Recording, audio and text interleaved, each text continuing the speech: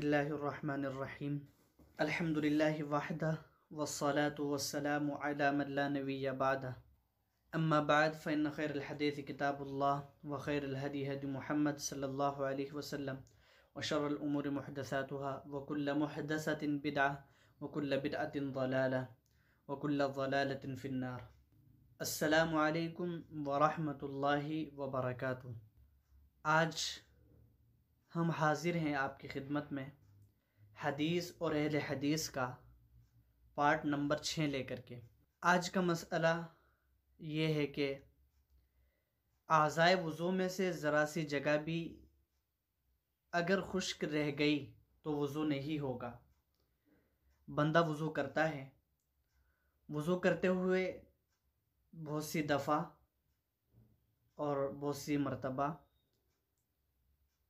आज़ाए वज़ू यानी वो आज़ा जिनका वज़ू में धोना ज़रूरी है, कोई जगह खुश्क रह जाती है तो क्या वज़ू हो जाता है या नहीं।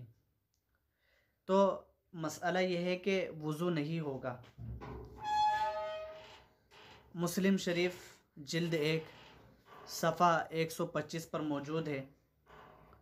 हज़रत जाबिर रज़ियल्लाहु ताला अन्हु फरमाते हैं कि मुझे हज़रत उमर रज़ियल्लाहु अन्हु ने बतलाया कि एक शख्स ने वज़ू किया और नाखून के बराबर जगह अपने पाँव पर खुश्क छोड़ दी।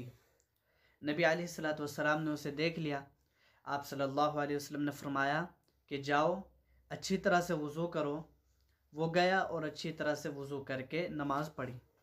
सामईन, मज़कूरा हदीस से साबित हो रहा है कि दौरान वज़ू अगर आज़ाए वज़ू में से कोई जगह नाखून के बराबर खुश्क रह गई, सूखी रह गई तो वज़ू नहीं होगा।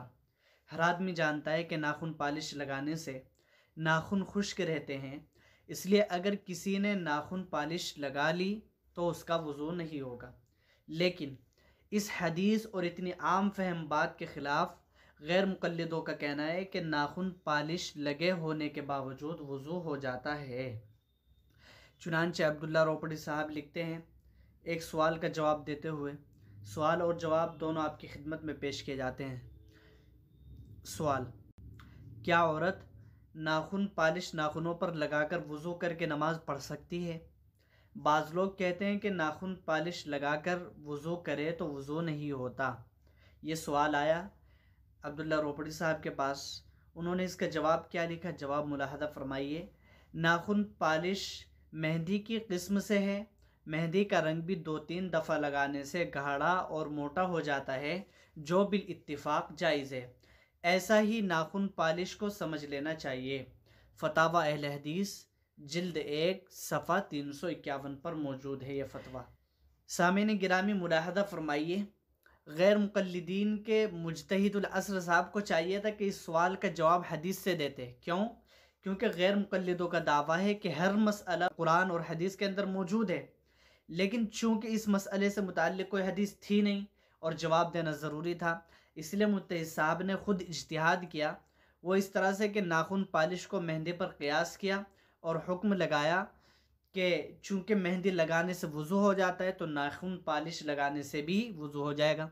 लेकिन मुज्तहिद साहब ने इस क़ियास में बुरी तरह ठोकर खाई और गलत क़ियास कर बैठे। जो लोग अइम्मा मुज्तहिदीन के क़ियासात को गलत करार देने पर तुले हुए हैं, वो ख़ुद कैसे सही क़ियास कर सकते हैं।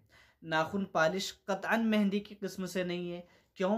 क्योंकि मेहंदी में इंसानी सनअत को दखल नहीं।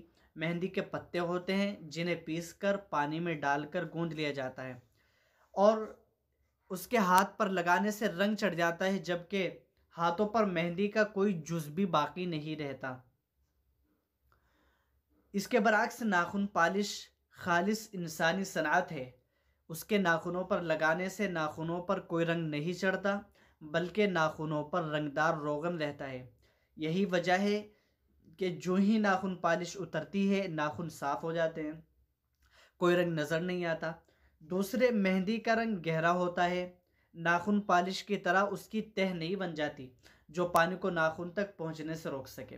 तीसरे, मेहंदी का रंग पानी के नाखून तक सरायत करने को रोकता नहीं, जबकि नाखून पालिश पानी के सरायत करने को रोकती है।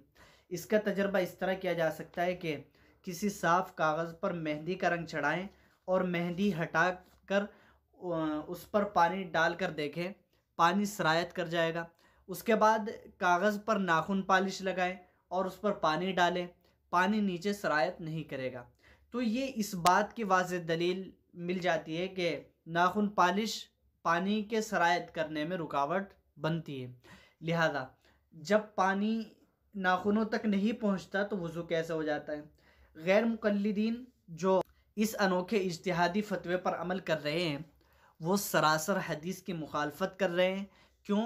क्योंकि अल्लाह के नबी तो नाखून के बराबर जगह खुश्क रह जाने से वज़ू के लौटाने का हुक्म देते हैं, और ये हैं 10-20 नाखूनों की जगह खुश्क रह जाने पर भी वज़ू लौटाने का हुक्म नहीं देते, बल्कि कहते हैं कि वज़ू हो जाता है।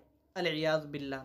यह है हदीस के मुकाबले में क़ियास पर अमल, जिसका इल्ज़ाम गैर मुक़ल्लिदीन हज़रात हनाफ पर लगाते हैं। उलझा है पाँव यार का जुल्फ़े दराज में, लो आप अपने दाम में सयाद आ गया। अमल बिल हदीस के दावेदार बतलाएं कि हदीस के मुकाबले में क़ियास पर अमल करना यह हदीस की मुवाफ़क़त है या मुखालफत।